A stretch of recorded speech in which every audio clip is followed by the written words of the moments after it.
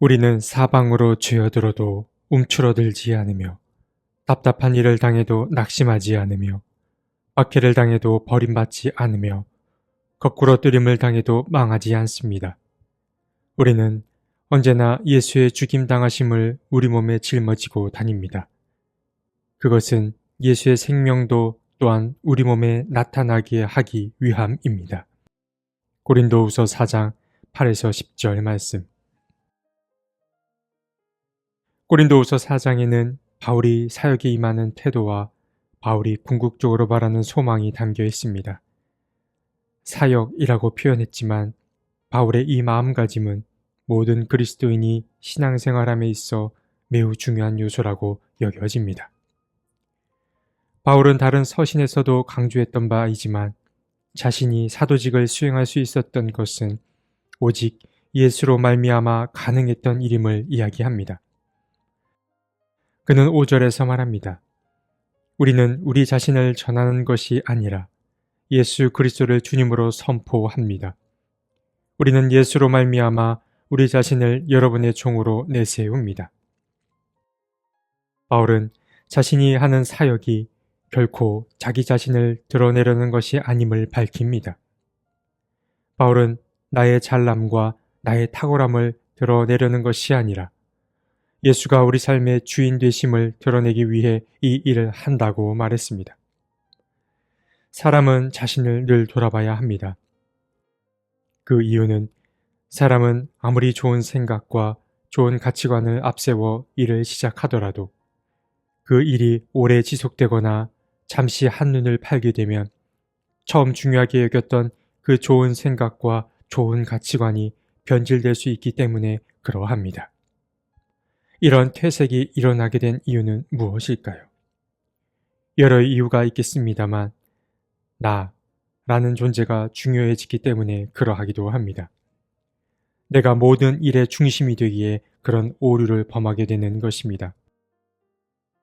그래서 바울은 사역을 할 때 자신이 드러나거나 자신을 돋보이지 않기 위해서 부단히 애를 썼습니다. 그는 자기 삶의 주인이 그리고 우리 삶의 주인이 오직 예수임을 드러내려고 애를 썼습니다. 그리고 자신이 이렇게 전도하고 선포를 할 수 있는 이유도 나의 잘남이나 특별함 때문이 아니라 예수께서 주신 그 마음 때문에 가능한 일이라고 말합니다. 그리고 예수께서 주신 마음 또한 어떤 특권을 받은 자로서의 전도가 아니라 종이 된 자로서의 복음을 선포하는 것임을 또한 분명히 밝혔습니다. 그래서 그는 6절에서 이렇게 말합니다. 어떻게 빛이 비춰라 하고 말씀하신 하나님께서 우리의 마음속을 비추셔서 예수 그리스도의 얼굴에 나타난 하나님의 영광을 아는 지식의 빛을 우리에게 주셨습니다. 이 말은 좀 어렵게 들릴 수도 있는데 간단히 말해 이런 말입니다. 빛을 창조하신 하나님께서 예수에게도 나타내신 그 빛을 우리에게 비추셨기 때문에 우리가 하나님의 일을 한다라는 말인 것입니다. 바울은 철저히 자신을 낮추었고 자신을 통해 오직 하나님 그리고 예수만 드러나길 바랐습니다. 바울의 이러한 자기 고백은 다른 방식으로 더 이어집니다. 바울은 고린도전서 1장에서 하나님의 능력이 십자가에 달린 그 연약한 예수를 통해 나타났다라고 말했습니다.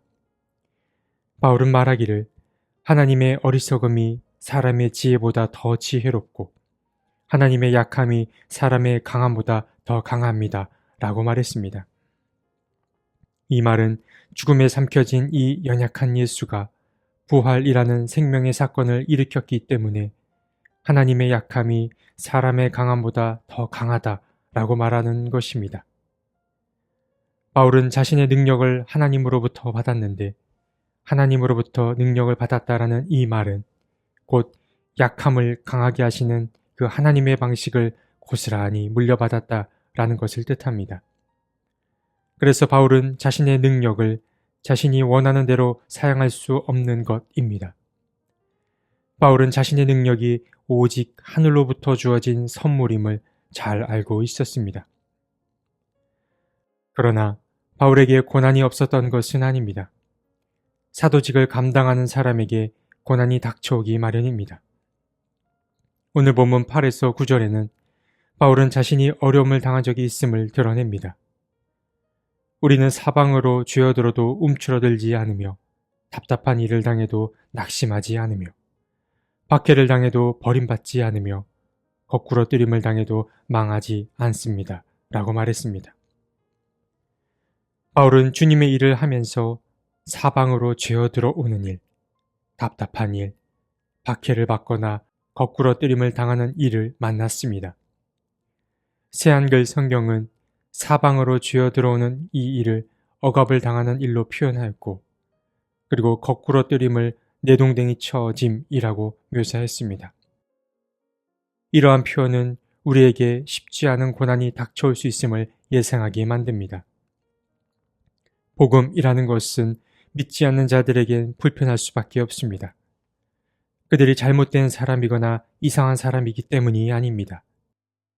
복음은 복된 소식을 일컫습니다. 그리고 이 복된 소식은 기존의 삶을 뒤흔들기 마련입니다. 그래서 이 복음은 안일한 일상에서 벗어나길 요구하고 나 중심에서 이웃 중심의 삶을 살라고 요청합니다. 그렇기에 복음이라고 하는 것이 사람들을 불편하게 하는 것은 어쩌면 당연한 결과일 수 있습니다. 그래서 주님의 일에는 어려움이 수반될 수밖에 없는 것입니다. 그러나 바울에게는 믿음이 있었습니다. 그 믿음은 어떤 믿음이었을까요? 바울은 예수께서 걸어가신 길 끝에 무엇이 있는지를 잘 알았습니다. 그 길의 끝에는 바로 부활이 있었습니다. 우리가 고난을 당해도 낙심하지 않아도 될 이유는 예수께서 보여주신 바로 이 부활이 있기 때문입니다. 바울은 10절에서 말합니다. 우리는 언제나 예수의 죽임당하심을 우리 몸에 짊어지고 다닙니다. 그것은 예수의 생명도 또한 우리 몸에 나타나게 하기 위함입니다. 물론 우리는 잘 알고 있습니다. 생명 이전에 죽음이 먼저 있음을 말입니다. 그러나 너무 염려하지 마십시오. 14절에서 바울은 말합니다. 주 예수를 살리신 분이 예수와 함께 우리도 살리시고 여러분과 함께 세워주시리라는 것을 우리는 잘 알고 있습니다. 바로 이 믿음입니다. 죽음이 끝이 아님을 믿는 믿음. 죽음 이후에 생명이 있을 거라는 그 믿음.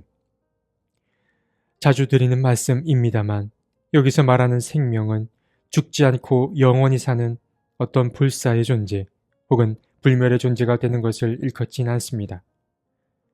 죽음이 생명을 이길 수 없다라는 이 말은 예수 그리스도의 사랑이 끊이지 않고 계속 이어지는 것을 말합니다. 예수 그리스도의 정신이 멈춰지지 않고 다른 누군가에게 계속 전해지는 것을 뜻합니다. 바울이 궁극적으로 바라는 것은 그리스도인이 하나님의 뜻과 일치된 삶을 살아가는 것이었습니다. 바울은 그분의 뜻이 우리 뜻이 되길 바랐습니다. 그러기 위해서는 자꾸만 나에게서 벗어나는 연습이 필요합니다. 나를 중심에 세우려는 그 마음을 내려놓아야 합니다. 그리고 주님의 일을 함에 있어서 고난이 닥쳐올 수 있지만 우리의 고난은 반드시 어떤 열매를 맺게 됨을 잊지 마셨으면 좋겠습니다. 바울이 가졌던 이 소망을 우리 모두가 함께 품을 수 있었으면 좋겠습니다. 하나님의 일을 하는 것이 늘 행복이었으면 좋겠습니다. 그러나 우리 앞에 늘 좋은 일만 놓여있지 않음도 잘 알고 있습니다. 주님, 우리에게 다가온 고난을 어떻게 대해야 하는지 참 쉽지 않으나 주님께서 도와주셔서 무의미한 고난은 없음을 잊지 않게 해 주옵소서.